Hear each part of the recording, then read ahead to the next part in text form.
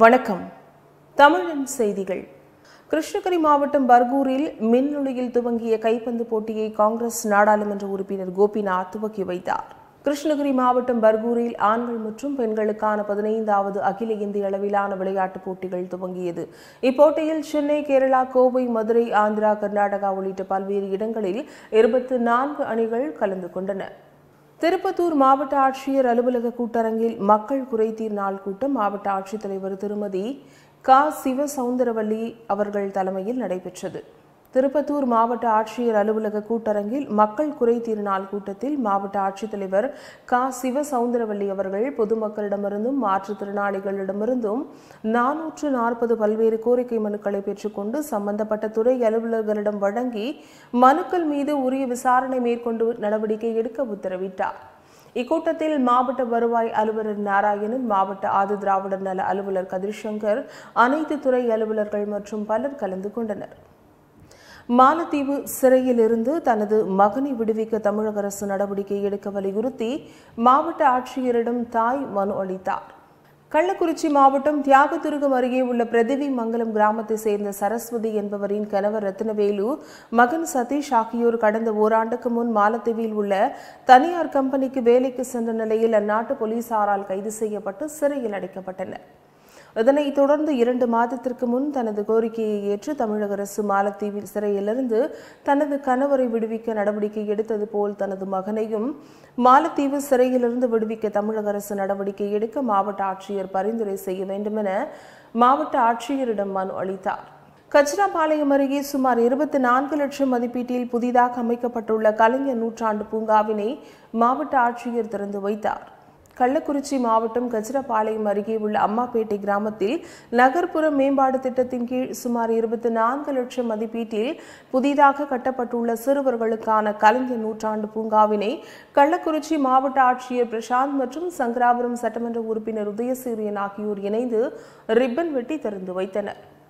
நெல்லிக்குப்பம் நகராட்சியில் மழைநீர் வடிகால் கால்வாய் அமைக்கும் பணிக்கு நமக்கு நாமே திட்டத்தின் கீழ் 25 லட்சம் ரூபாய்க்கான காசோலை மாவட்ட ஆட்சியரிடத்தில் வழங்கப்பட்டது. கடலூர் மாவட்டம் நெல்லிக்குப்பம் நகராட்சிக்குட்பட்ட பகுதியான மோரை, எவரெட்டிபுரம் உள்ளிட்டவை தாழ்வான பகுதிகள் என்பதால் புயல், வெள்ளம் மற்றும் பேரிடர் காலங்களில் மழைநீர் சூழ்ந்து அப்பகுதி மக்களின் வாழ்வாதாரத்திற்கு பாதிப்பை ஏற்படுத்தும் நிலையில் இருந்தது. இதனையடுத்து தமிழக அரசு 1,55 லட்சம் மதிப்பீட்டில் பணி மதிப்பீடு செய்யப்பட்டு தனியார் சர்க்கரை ஆலை நிறுவனம் சார்பில் 25 லட்சம் ரூபாய் மாவட்ட ஆட்சியர் சிபி ஆதித்ய செந்தில்குமாரிடம் வழங்கப்பட்டது. கள்ளக்குறிச்சி அருகே ஆதிதிராவிடர் தரிசு நிலத்தை தனிநபர்கள் ஆக்கிரமிப்பு செய்துள்ளதால் சுடுகாட்டிற்கு செல்ல வழியில்லாமல் பொதுமக்கள் தவித்து வருகின்றனர். கள்ளக்குறிச்சி அருகே உள்ள உலங்காத்தான் கிராமத்தில் 1 ஏக்கர் 50 சென்ட் நிலம் ஆதிதிராவிடத்திற்கு சொந்தமான தரிசு நிலம் என்பதால் பொதுமக்கள் பயன்பாட்டிற்கு இருந்து வருகிறது.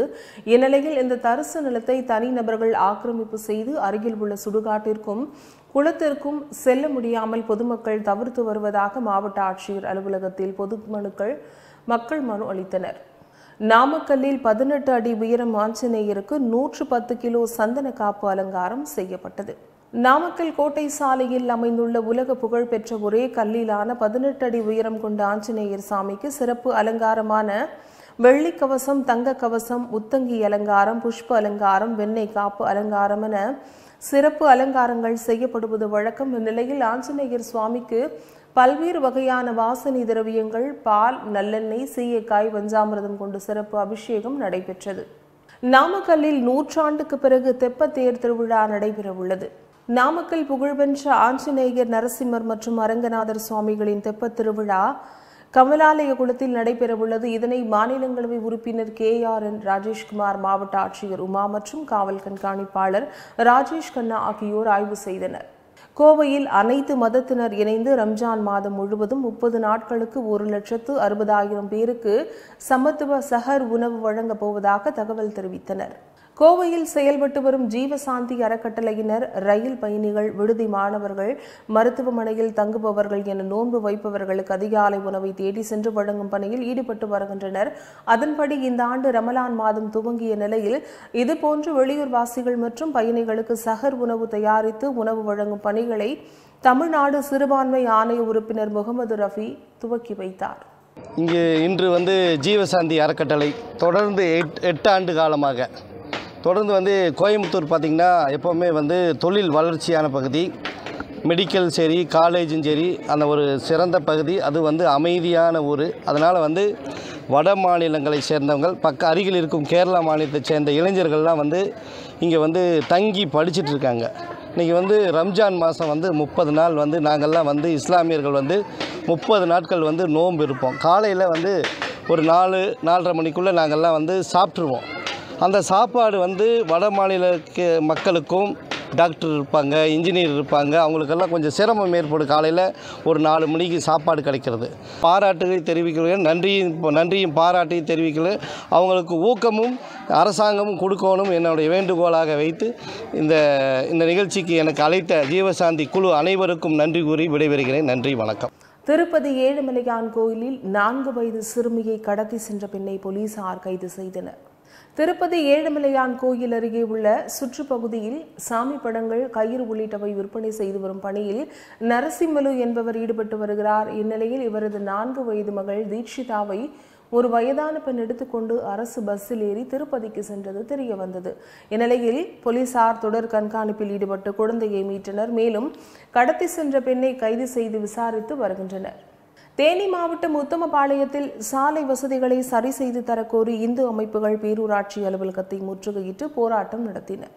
தேனி மாவட்டம் உத்தமபாளையத்தில் அமைந்துள்ள திருக்காளசீஸ்வரர் ஞான அம்மன் திருக்கோயில் தற்போது 12 நாட்கள் மண்டகப்படி நடைபெற்று 12ஆம் நாள் தேர் திருவிழா நடைபெறும் நிலையில் தற்போது வரை தேர் வரும் சாலைகளை பேரூராட்சி நிர்வாகத்தின் சார்பில் சரி செய்யாமல் உள்ளனர்.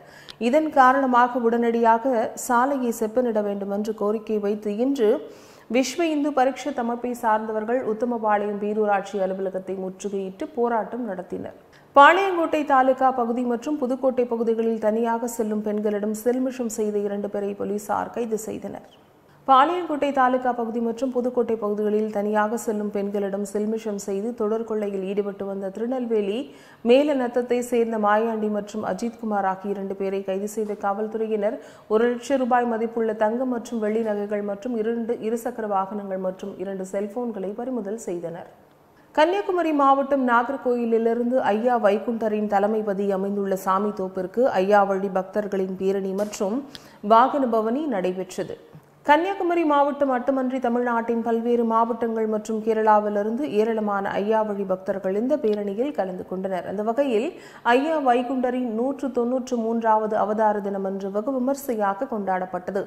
இதனையொட்டி நாகர்கோயிலில் உள்ள நாகராஜா கோயில் திடலிலிருந்து பிரம்மாண்டமான ஊர்வலம் சாமி தோப்பில் அமைந்துள்ள தலைமைபதிக்கு புறப்பட்டு சென்றது.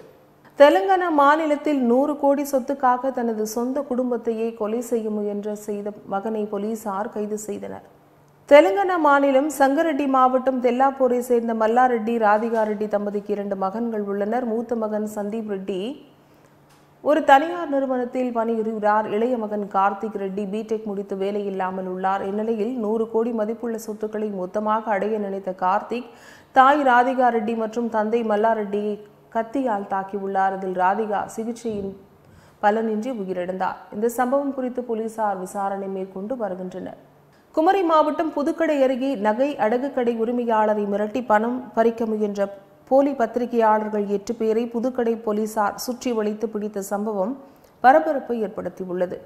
குமரி மாவட்டம் புதுக்கடை அருகே விழியந்தியம்பலம் பகுதியை சேர்ந்தவர் ஜஸ்டின் ராஜ். இவருடைய கடைக்கு வந்த 2 நபர்கள் உங்களுடைய அடகு கடையில் அதிக வட்டி வாங்குவதாகவும் அடகு வைக்கும் நகைகளை விற்பனை செய்து வருவதாகவும் கூறி மேலும் இதுகுறித்த செய்தியை வெளியிடாமல் இருக்க 1 லட்சம் ரூபாய் தர வேண்டும் என்று கூறி தனியாக பேச வேண்டும் என்று கூறி அழைத்துள்ளனர். இதுகுறித்து ஜஸ்டின் ராஜ் புதுக்கடை போலீசாருக்கு தகவல் தெரிவித்துள்ளார். தகவலை அடுத்து அங்கு சென்ற போலீசார் 8 பேர் மீது வழக்கு பதிவு செய்து விசாரணை மேற்கொண்டு வருகிறார். குமரி மாவட்டத்தில் பைக் ஓட்ட ஆசைப்பட்டு விபத்தில் சிக்கி 10ஆம் வகுப்பு மாணவன் உயிரிழந்த சம்பவம் அப்பகுதி மக்களிடையே சோகத்தை ஏற்படுத்தியுள்ளது. குமரி மாவட்டம் ஓடவள்ளி பகுதியை சேர்ந்தவர் பைஜு. இவரது மகன் சுபின் பல்சர் பைக்கை ஓட்டி பார்க்க முயன்றுள்ளார். அப்பொழுது திடீரென பைக் நிலை தடுமாறி பக்க சுவற்றில் மோதி கீழே விழுந்த சுபின் மீது பைக் விழுந்ததில் தலையில் பலத்த காயம் ஏற்பட்டது. உடனடியாக அவரை மீட்ட அக்கம் பக்கத்தினர் மருத்துவமனைக்கு கொண்டு சென்றனர். ஆனால் சுபின் சிகிச்சை பலனின்றி உயிரிழந்தார். கோவையில் மேம்பாலம் கட்டுமான பணிகளை விரைந்து முடிக்க வேண்டி தவிக சார்பாக மாவட்ட ஆட்சியரிடம் மனு அளித்தனர்.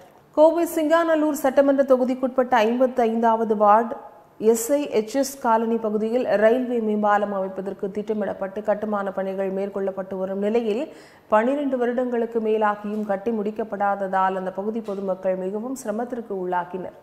எனவே பொதுப்பணித்துறை, மின்சார வாரியம், மாநகராட்சி நிர்வாகம் ஆகிய அமைப்புகள் ஒருங்கிணைந்து செயல்பட்டு இந்த பாலம் கட்டும் பணியை விரைந்து முடித்து பொதுமக்கள் பயன்பாட்டிற்கு பயன்பெறும் வகையில் விரைவாக முடிக்க வேண்டும் என்று தமிழக வெற்றிக் கழகம் சார்பில் மாவட்ட ஆட்சியரிடம் மனு அளித்தனர். RG மருத்துவமனை சார்பில் RG மாற்றுத்திறனாளிகள் மாரத்தான் 2025 இதில் 1500க்கும் மேற்பட்ட மாற்றுத்திறனாளிகள் பங்கேற்றனர். RG மருத்துவமனை சார்பில் RG மாற்றுத்திறனாளிகள் மாரத்தான் 2025 இதில் 1500க்கும் மேற்பட்ட மாற்றுத்திறனாளிகள் பங்கேற்றனர். மேலும் இதில் பங்கேற்ற ஒவ்வொரு பங்கேற்பாளருக்கும் பங்கேற்பிற்கான பதக்கம் வழங்கப்பட்டது. இது அவர்களின் அசைக்க முடியாத உறுதியையும் எதையும் நம்மாலும் சாதிக்க முடியும் என்ற நம்பிக்கையையும் ஏற்படுத்துவதாக வழங்கப்பட்டது என தெரிவித்தனர். சென்னை நந்தனம் OMCAவில் லிட்டில் மில்லேனியம் கிட்ஸ் மாரத்தான் நடைபெற்றது. சென்னை நந்தனம் OMCAவில் லிட்டில் மில்லேனியம் கிட்ஸ் மாரத்தான் நடைபெற்றது. மேலும் ஊக்கமளிக்கும் வகையில் நாங்கள் கலாம் உலக சாதனையை அமைக்க முயற்சிப்பதாகவும் இது ஒரு சக்தி வாய்ந்த சமூக செய்தியுடன் குழந்தைகள் நலனை ஒரு வரலாற்று நிகழ்வாக மாற்றுகிறது என்றும் தெரிவித்தனர். செம்பாக்கம் தெற்கு பகுதி கழக திமுக சார்பில் முதலமைச்சர் மு க ஸ்டாலின் 72வது பிறந்த நாள் விழாவை முன்னிட்டு இலவச மருத்துவ மற்றும் இரத்த தான முகாம் மற்றும் 500 பேருக்கு அருஞ்சுவை பிரியாணி வழங்கப்பட்டது. சென்னை குரோம்பேட்டை அடுத்த செம்பாக்கம் திருமலை நகர் பகுதியில் தமிழக முதலமைச்சரும் திமுக கழக தலைவருமான மு க ஸ்டாலின் 72வது பிறந்த நாள் விழாவை முன்னிட்டு செம்பாக்கம் தெற்கு பகுதி இளைஞரணி அமைப்பாளர் செம்பாக்கம் J. மணி தலைமையில் இலவச பொது மருத்துவ மற்றும் இரத்த தான முகாம் நிகழ்ச்சி நடைபெற்றது. இந்நிகழ்ச்சிக்கு சிறப்பு அழைப்பாளராக செம்பாக்கம் தெற்கு பகுதி கழக செயலாளர் இரா சுரேஷ் கலந்து கொண்டு இலவச மருத்துவ மற்றும் இரத்த தான முகாமை தொடங்கி வைத்தார். இரத்த தான முகாமில் இளைஞரணி அமைப்பாளர் J. மணி அவர்கள் முதல் இரத்த தானத்தை வழங்கினார். கோவையில் மது போதையில் சாலையில் படுத்து உறங்கும் ரெட் கால் டாக்ஸி ஓட்டுநரின் செல்போன் வீடியோ காட்சிகள் சமூக வலைதளங்களில் வைரலாகியுள்ளது. கோவை ராம்நகர் பகுதியில் அமைந்துள்ள செந்தில்குமரன் திரையரங்கத்தில் ரெட் கால் டாக்ஸி ஓட்டுநர் மதுபோதையில் தூக்க கலக்கத்தில் சாலையில் விழுந்துள்ளார். மேலும் மதுபோதையில் இருந்ததால் என்ன நடக்கிறது என்று தெரியாமல் அவர் அப்படியே சாலையில் படுத்து உறங்கிக் கொண்டிருந்துள்ளார். இதனை கண்ட அப்பகுதியில் சென்ற ஒரு நபர் தனது செல்போனில் வீடியோ பதிவு செய்து அந்த காட்சிகளை சமூக வலைதளங்களில் பதிவிட்டுள்ளார். அரியலூர் மாவட்டத்தில் தமிழ் மொழியில் பயிலும் மாணவி ஆங்கிலம் கவிதை எழுதும் போட்டியில் மாநில அளவில் 3ஆம் இடம் பிடித்து பெருமை சேர்த்துள்ளார். அரியலூர் மாவட்டம் இடையாத்தான்குடி கிராமத்தில் அமைந்துள்ளது ஊராட்சி ஒன்றிய நடுநிலைப் பள்ளி. இப்பள்ளியில் தமிழ் வழியில் படிக்கும் மாணவி ஆங்கில கவிதை எழுதும் போட்டியில் மாவட்ட அளவில் முதலிடம் பிடித்து மாநில அளவிலான போட்டிகளில் பங்கேற்றார். இதில் இடையாத்தான்குடி ஊராட்சி ஒன்றிய நடுநிலைப் பள்ளி மாணவி தர்ஷினி ஆங்கில கவிதை எழுதும் போட்டியில் மாநிலத்திலேயே 3வது இடம் பெற்று ஊருக்கும் அரியலூர் மாவட்டத்திற்கும் பள்ளிக்கும் பெருமை சேர்த்துள்ளார். புதுக்கோட்டை வடக்கு மாவட்டம் அன்னவாசல் பேரூர் கழகம் சார்பில் கோடைக்கால தண்ணீர் பந்தலை மாண்புமிகு சட்டத்துறை அமைச்சர் S. ரகுபதி அவர்கள் திறந்து வைத்தார். புதுக்கோட்டை வடக்கு மாவட்டம் அன்னவாசல் பேரூர் கழகம் சார்பில் தமிழ்நாடு முதலமைச்சர் மு க ஸ்டாலின் அவர்களின் 72வது பிறந்த நாளை முன்னிட்டு கோடைக்கால தண்ணீர் பந்தல் மாவட்ட கழக செயலாளர் வழக்கறிஞர் கே செல்லப்பாண்டியன் அவர்கள் தலைமையில் மாநிலங்களவை உறுப்பினர் MM அப்துல்லா அவர்கள் முன்னிலையில் மாண்புமிகு சட்டத்துறை அமைச்சர் S. ரகுபதி அவர்கள் திறந்து வைத்தார். ஆலங்குடி அருகே கோவிலூரில் உள்ள முத்து மாரியம்மன் கோயில் மாசி திருவிழாவை முன்னிட்டு தொடங்கிய ஜல்லிக்கட்டு. இந்த ஜல்லிக்கட்டை தமிழ்நாடு பிற்படுத்தப்பட்டோர் நலத்துறை அமைச்சர் மெய்யநாதன் ஜல்லிக்கட்டு உறுதிமொழியை வாசித்து கொடியசைத்து தொடங்கி வைத்தார்.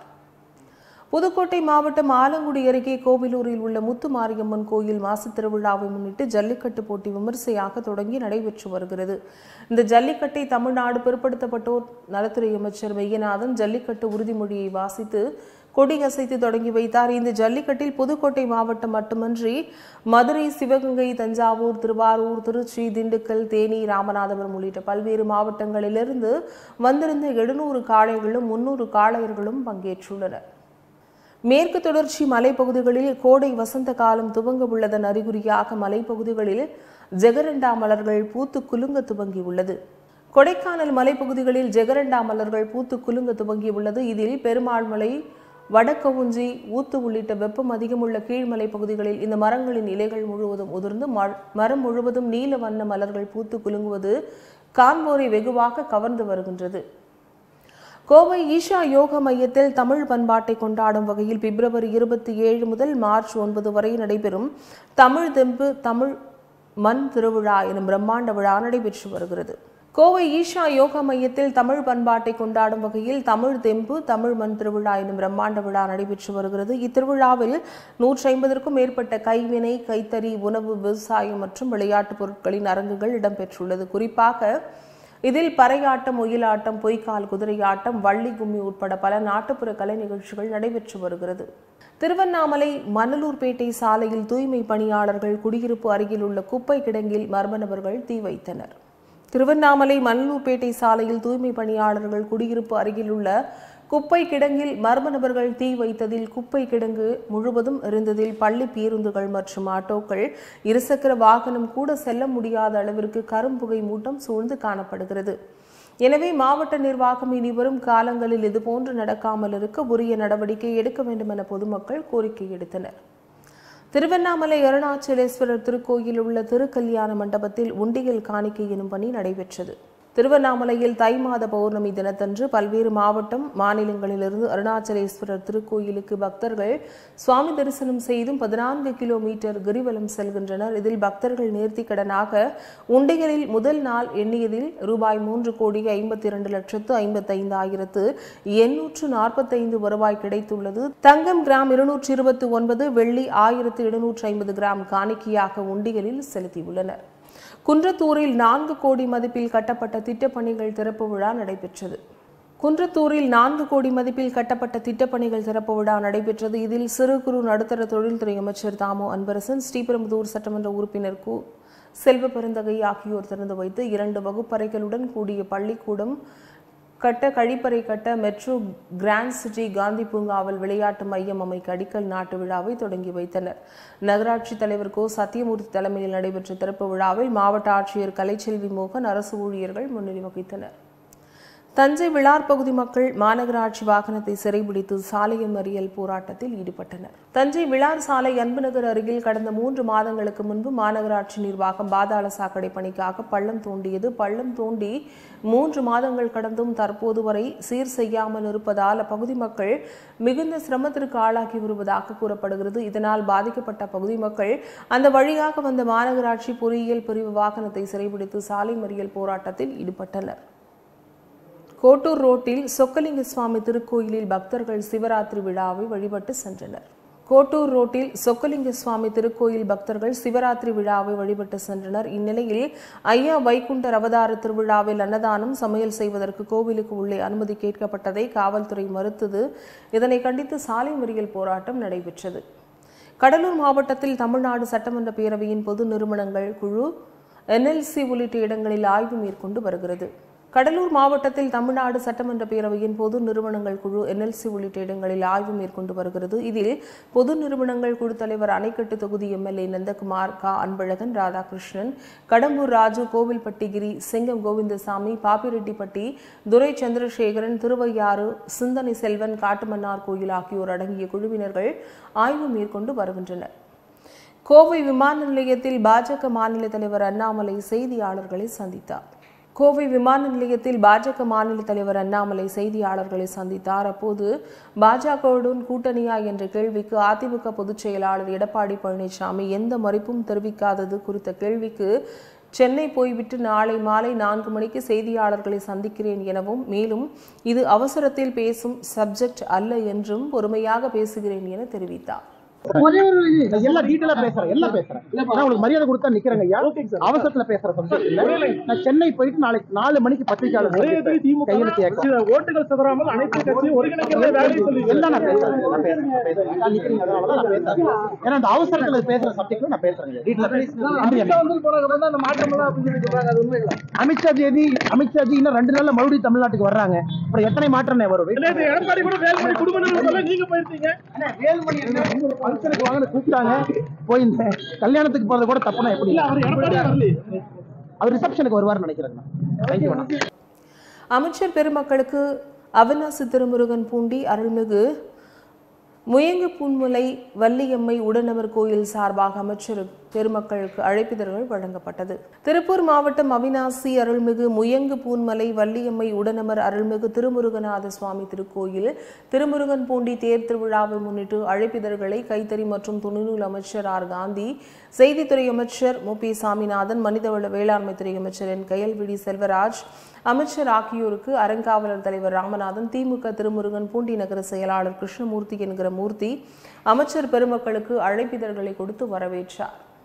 வேலூர் மாவட்ட ஆட்சியர் சுப்புலட்சுமி தலைமையில் ஊராட்சி மன்ற தலைவர்கள் கூட்டம் நடைபெற்றது. வேலூர் மாவட்ட ஆட்சியர் அலுவலகத்தில் ஆட்சியர் சுப்புலட்சுமி தலைமையில் வேலூர், காட்பாடி, கனியம்பாடி, அணைக்கட்டு ஊராட்சி ஒன்றியங்களுக்குட்பட்ட ஊராட்சி மன்ற தலைவர்களுடனான ஆலோசனைக் கூட்டம் நடைபெற்றது. ஊரக வளர்ச்சி முகமை திட்ட அலுவலர் செந்தில்குமரன், ஊராட்சிகளின் துணை இயக்குநர் பெருமாள் ஆகியோர் முன்னிலை வகித்தனர். ஊரக வளர்ச்சி முகமை செயற்பொறியாளர் சீனிவாசன் உட்பட வட்டார வளர்ச்சி அலுவலர்கள் மற்றும் அதிகாரிகள், ஊராட்சி மன்ற தலைவர்கள் உட்பட பலர் கலந்து கொண்டனர்.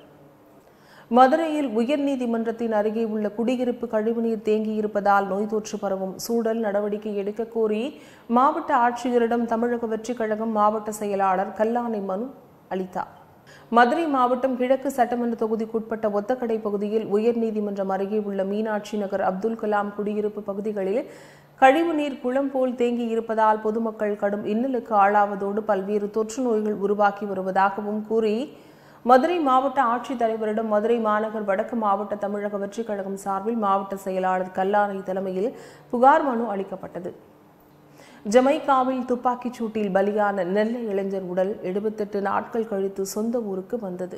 நெல்லை சந்திப்பு புளியந்தோப்பு நடுத்தருவை சேர்ந்த நாகராஜனின் மகன் விக்னேஷ் கடந்த ஒரு வருடமாக ஜமைக்காவில் உள்ள ஒரு சூப்பர் மார்க்கெட்டில் சூப்பர்வைசராக பணியாற்றி வந்தார். கடந்த ஆண்டு டிசம்பர் 18ஆம் தேதி கொள்ளையர்கள் அங்கே புகுந்து பணம் பறித்து தப்பி செல்லும்போது துப்பாக்கிச் சூடு நடத்தினர். இதில் விக்னேஷ் உயிரிழந்தார். இவரது உடல் 78 நாட்கள் கழித்து உடல் தாயகம் வந்தது. கடலூர் மாவட்ட ஆட்சியர் அலுவலக வளாகத்திற்குள்ளே பன்றிகள் அதிக அளவில் சுற்றித் திரிவதால் பொதுமக்களிடையே பெரும் அதிர்ச்சி ஏற்படுத்தியுள்ளது. கடலூர் முதுநகர், புதுப்பாளையம், கம்பியம்பேட்டை, உண்ணாமலை, செட்டிச்சாவடி உள்ளிட்ட பகுதிகளில் பன்றிகள் பெருமளவில் சுற்றித் திரிந்து வருவதால் பல்வேறு தொற்று நோய்கள் பரவும் அபாயம் உள்ளதாக பொதுமக்கள் குற்றம் சாட்டி வரும் நிலையில் மாநகராட்சி நிர்வாகத்தில் இதுகுறித்து பலமுறை அப்பகுதி மக்கள் புகார் கொடுத்தும் எவ்வித நடவடிக்கையும் மேற்கொள்ளாத நிலையில் இன்று கடலூர் மாவட்ட ஆட்சியர் அலுவலக வளாகத்திற்குள்ளே பன்றிகள் அதிக அளவில் சுற்றித் திரிவதால் மாவட்ட ஆட்சியர் அலுவலகத்திற்கு வரும் பொதுமக்களிடையே பெரும் அதிர்ச்சி ஏற்படுத்தியுள்ளது. இத்துடன் செய்திகள் நிறைவடைகின்றன. மீண்டும் செய்திகள் 8:30 மணிக்கு. தொடர்ந்து பல்வேறு நிகழ்ச்சிகளை காண இணைந்திருங்கள் தமிழன் தொலைக்காட்சியுடன். வணக்கம்.